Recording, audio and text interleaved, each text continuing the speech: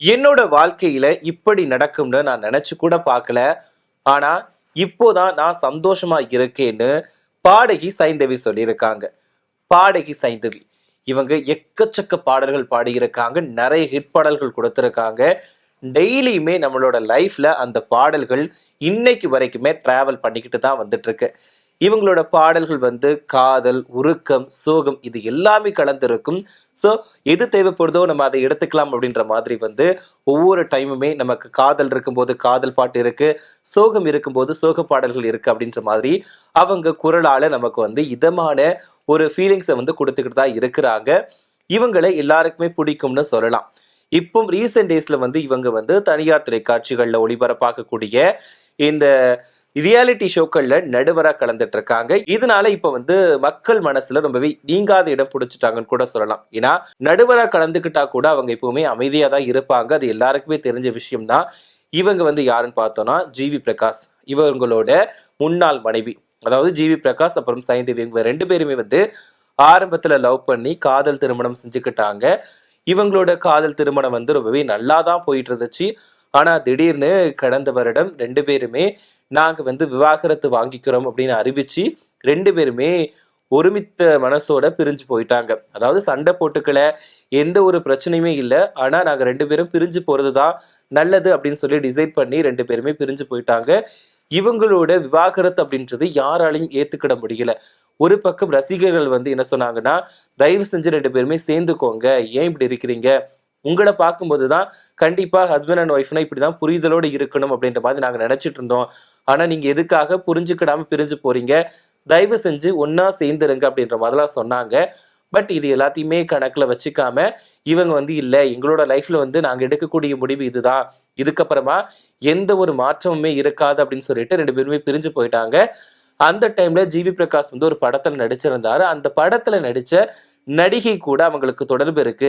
இதனால தான் இந்த விவாகரத்து நடக்குது அப்படின்ற மாதிரிலாம் நெறைய வதந்திகள் வந்துச்சு. அது மட்டும் இல்லாம இன்னுமே நெறைய சொன்னாங்க. ஜிவி பிரகாஷ் வந்து புரிஞ்சுக்காம இருக்கிறாரு, ஏமாத்துறாரு அப்படின்ற மாதிரிலாம் நெறைய பேர் நெறைய விதமா சொன்னாங்க. பட் இருந்தாலும் இவங்களோட காதல் வாழ்க்கை அப்படிங்கிறது முடிஞ்சு, இப்ப 2 பேருமே பிரிஞ்சு போயிட்டாங்க. இப்பம் 2 பேருமே அவங்களோட கோல நோக்கி ஓடிக்கிட்டு தான் இருக்கிறாங்க. சைந்தவியுமே நெறைய நிகழ்ச்சிகள்ல கலந்துக்கிட்டு பாடல் பாடுறது இதெல்லாம் பண்ணிட்டு இருக்காங்க. ஜிவி பிரகாஷ் அவர்களுமே வந்து நெறைய படங்கள் நடிச்சுக்கிட்டு, இசையமைச்சுக்கிட்டு, பாடல் பாடிக்கிட்டு தான் இருக்கிறாங்க. ஸோ 2 பேருமே அவங்க ஃபோக்கஸ் நோக்கி போயிட்டு தான் இருக்காங்க. இருந்தாலும் இவங்க வந்து இன்னைக்கு வரைக்குமே ரசிகர்களுக்கு பிடிச்சமான நபர்களா தான் இருந்துட்டு வராங்க. 2 பேருமே நெறைய பாடல்கள் சேர்ந்துமே பாடியிருக்காங்க. அதுவுமே ரசிகர்களுக்கு புடிச்சமான பாடலா தான் இன்னைக்கு வரைக்குமே இருக்குது. அதுல வந்து பிறை தேடும் இரவினிலே, அப்புறம் வந்து யார் இந்த சாலையோரம் இந்த மாதிரி எக்கச்சக்க பாடல்கள் சொல்லலாம். என்னாச்சு ஏதாச்சு இந்த சாங் இப்படிலாம் எக்கச்சக்க பாடல்களை சொல்லிக்கிட்டே போகலாம். இவங்க வந்து நிறைய ஹிட் பாடல்கள் கொடுத்துருக்காங்க. 2 பேரும் சேர்ந்து ஹிட் பாடல் கொடுத்துருக்காங்க. தனித்தனியா பாடியுமே நிறைய ஹிட் பாடல்கள் கொடுத்துருக்காங்க. ஸோ இதனால இவங்களுக்கு வந்து ஃபேன்ஸ் ரொம்பவே அதிகமாக தான் இருக்கிறாங்க. இப்படி இருக்கக்கூடிய நிலையில தான் இந்த ரீசெண்ட் டேஸ்ல வந்து நம்மளுடைய சைந்தவி பாடகி சைந்தவி வந்துட்டு இந்த ரியாலிட்டி ஷோக்கள்ல நடுவரா கலந்துட்டு இருக்காங்க. அதை பத்தி சமீபத்திய பேட்டியில வந்து சொல்லியிருக்காங்க. நான் வந்து ஆரம்பத்துல வேற மாதிரி நினைச்சேன், ஆனா இப்ப வேற மாதிரி இருக்குது. என்னோட லைஃப்ல வந்து இப்படி சேஞ்சஸ் ஆகும்னு நான் நினைக்கவே இல்லை. ஆரம்பத்துல என்ன ரியாலிட்டி ஷோக்கு வந்து நடுவராக்கப்படும் போது வந்து நான் யோசிச்சேன், நம்ம எடுக்கக்கூடிய முடிவு சரிதானா தப்பா அப்படின்னு சொல்லிட்டு ரொம்பவே யோசிச்சேன். ஆனா இப்போ ஃபீல் பண்றேன், நான் வந்து யோசிச்சு எடுத்த முடிவு சரிதான்.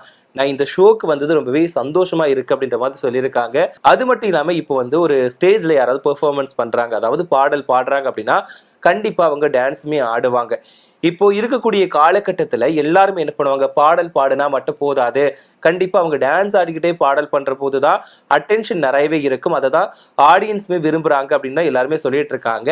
அப்படி இருக்கக்கூடிய நிலையில நான் வந்து எப்பவுமே பாடல்கள் மட்டும்தான் பாடுவேன், டான்ஸ் ஆட மாட்டேன். ஏன்னா எனக்கு டான்ஸ் ஆட வராது. எனக்கு வந்து ஒரு மாதிரி கூச்சமா இருக்கும். நம்ம டான்ஸ் ஆடினா ஏதாவது சொல்லிடுவாங்களோ, அதை ஏத்துப்பாங்களோ ஏத்துக்க மாட்டாங்களோ அப்படின்னு சொல்லி நான் ரொம்பவே வருத்தத்துல இருப்பேன். ஆனா இப்போ வந்து ஒரு சில நிகழ்ச்சிகள்ல கலந்துக்கிட போது நான் எனக்கு தெரிஞ்ச மாதிரி நான் டான்ஸ் ஆடுவேன். எனக்கு வந்து டான்ஸ் அவ்வளவா தெரியாது, ஆடவும் வராது. ஆனா அந்த டைமுக்கு என்ன தேவைப்படுதோ அதை மட்டும் நான் செய்வேன். ஆனா அதையுமே வந்து ரசிகர்கள் ஏத்துக்கிட்டாங்க, ஃபுல் சப்போர்ட்டும் கொடுக்குறாங்க. இதெல்லாம் பார்க்குறப்போ ரொம்பவே சந்தோஷமா இருக்கு. அது மட்டும் இல்லாமல் ரியாலிட்டி ஷோக்கள்ல நடக்கும்போது நீங்க ஆன் கேமரால என்ன நடக்குதோ அதை கொஞ்சம் மட்டும்தான் பார்க்குறீங்க. ஆஃப் கேமரால நிறைய விஷயங்கள் நடக்கும். நாங்க வந்து இப்ப இருக்க ஜெனரேஷன் வந்து ரியாலிட்டி ஷோக்கள்ல கலந்துக்கிட்டு நிறைய திறமைகளை வளர்த்துக்கிறாங்க. அவங்களுக்கான வாய்ப்புகள் வந்து அதிகமா இருக்குது. நாங்களா சின்ன வயசுல இருக்கும்போது எங்களுக்கு அந்த வாய்ப்புகள் அதிகமா இல்ல. இப்ப இருக்கக்கூடியவங்க ரொம்ப திறமையானவங்களா வளர்றாங்க அப்படின்ற மாதிரி சொல்லியிருந்தாங்க. அது மட்டும் இல்லாம சில டைம்ல அங்க வரக்கூடிய அந்த போட்டியாளர்கள் வந்து எங்க கூட ரொம்பவே க்ளோஸ் ஆயிடுறாங்க. இதெல்லாம் ஒரு மறக்க முடியாத அனுபவமா இருக்குது. அது மட்டும் இல்லாம ரொம்ப பயமாவும் இருக்கு, மகிழ்ச்சியாவும் இருக்கும். என்னன்னா ஒரு டைம் வந்து இந்த ஷோவோட தொகுப்பாளினி அர்ச்சனா வந்து நிறைய ஃபன் பண்ணுவாங்க. எல்லாத்தையுமே கலாய்ப்பாங்க, என்னையுமே கலாய்ச்சிருக்காங்க. அப்போ வந்து ஒரு டைம் காது குத்துற மாதிரி பேசியிருந்தாங்க. அது நினைக்கிறப்போ ரொம்பவே கஷ்டமா இருந்துச்சு. என்ன பயந்துட்டேனா, ஏன்னா உண்மையா குத்துனா எப்படி இருக்கும் அப்படின்ற மாதிரி யோசிச்சுட்டேன். அதனால பயமா இருந்துச்சு. ஆனா அது ஃபன்னு தான். பட் இருந்தாலும் நான் பயந்துட்டேன். இப்படி அங்க இருக்கக்கூடியவங்க எல்லாருமே வந்து ஒரு ஃபேமிலி மாதிரி இருக்கிறோம். இது நினைக்கும் போது ரொம்பவே சந்தோஷமா இருக்கு. நான் ஆரம்பத்துல நினைச்சதுக்கும் இப்போ நினைச்சதுக்கும் ரொம்ப டிஃபரன்ஸ் இருக்கு. நான் இப்போ என்னோட லைஃப்ல வந்து சந்தோஷமா தான் இருக்கிறேன். ஏன்னா நம்ம வந்து நம்மளா சேஞ்ச் பண்ணிக்கணும். ஏன்னா மற்றவங்க என்ன நினைப்பாங்களோ ஏது நினைப்பாங்களோ அப்படின்னு சொல்லிட்டு பயந்துட்டுலாம் இருக்கக்கூடாது. நமக்கு எது பிடிக்குதோ அதை வந்து தைரியமா பண்ணாலே நம்ம வந்து சந்தோஷமா இருக்கலாம் அப்படின்ற மாதிரி வந்து சைந்தவி சொல்லியிருக்காங்க. ஸோ இதுதான் இப்போ வந்து கொஞ்சம் ட்ரெண்டிங்ல இருக்குன்னு சொல்லலாம். என்னன்னா சைந்தவி வந்து ஒரு குறிப்பிட்ட டைமுக்கு அப்புறமா ரொம்பவே கஷ்டத்துல இருந்தாங்க. அது பார்க்குறப்போ தெரிஞ்சிச்சு. என்னன்னா இந்த விவாகரத்துக்கு அப்புறமா ஒரு நிகழ்ச்சியில வந்து சைந்தவி பாடிக்கிட்டு இருந்தாங்க. அப்போ வந்து மியூசிக் பண்ணிட்டு இருந்தாரு ஜிவி பிரகாஷ். அப்ப யாரோ கூப்பிடுறாங்கன்னு சொல்றதுக்காக அவங்க எக்ஸ்பிரஷன்லேயே கொடுத்தாங்க. உங்களை கூப்பிடுறாங்க அப்படின்ற மாதிரி சொன்னாங்க சைந்தவி. அந்த வீடியோ ரொம்பவே ட்ரெண்டிங் ஆச்சு. என்னன்னா பாருப்பா எவ்வளவு லவ் இருக்கு, அப்படி புரிதல் இருக்கு, இப்படி இருக்கவங்க ஏன் பிரிஞ்சு போனீங்க அப்படின்ற மாதிரி இருந்துச்சு. அப்போ சைந்தவியோட ஃபேஸ் வந்து கொஞ்சம் டல்லா இருந்துச்சு அப்படின்ற மாதிரி எல்லாருமே சொன்னாங்க. பட் இது எல்லாத்தையுமே யாருமே காதுல வாங்காம அவங்க பாட்டு அவங்களோட வேலையை தான் பார்த்துட்டு இருக்காங்க. ரெண்டு பேருமே பிரிஞ்சுட்டாங்க. இதுக்கப்புறம் அவங்களோட வேலைகள்ல மும்முரமா தான் ஈடுபட்டு இருக்காங்க.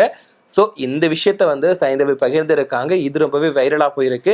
ஸோ உங்களுக்கு வந்து சைந்தவி பிடிக்குமா, அவங்க பாடின பாடல்கள்ல எந்த பாடல் பிடிக்கும் அப்படிங்கிறத மறக்காம கமெண்ட்ல சொல்லுங்க. அது மட்டும் இல்லாம சைந்தவி இப்போ வந்து தனியார் நிகழ்ச்சிகள்ல நடுவரா கலந்துட்டு வராங்க. அதை பத்தி நீங்க என்ன நினைக்கிறீங்க அப்படின்ற உங்களோட கருத்துக்களையுமே மறக்காம கமெண்ட்ல சொல்லுங்க. இதுல ஒரு விஷயத்த நான் சொல்ல மறந்துட்டேன். என்னன்னா சைந்தவி வந்து தன்னோட 12 வயசுல இருந்தே வந்து நிறைய பாடல்களை வந்து பாடியிருக்காங்க. இருந்தாலுமே அவங்களுக்கு அங்கீகாரம், ஒரு பாடகியா அங்கீகாரம் கிடைச்சது, எல்லார் மனசுலயும் நிலைச்சு நின்னாங்க அப்படின்னா அந்நியன் படத்துல வரக்கூடிய அண்டங்காக்கா கொண்டக்காரி இந்த சாங் தான் எல்லாரோட மனசுலயுமே வந்து சைந்தவியை போய் நிக்க வச்சதுன்னு சொல்லலாம். ஏன்னா இந்த சாங் வந்து இப்ப கேட்டாலுமே எல்லாருக்கும் பிடிக்கும் ஒரு குத்து சாங்கு.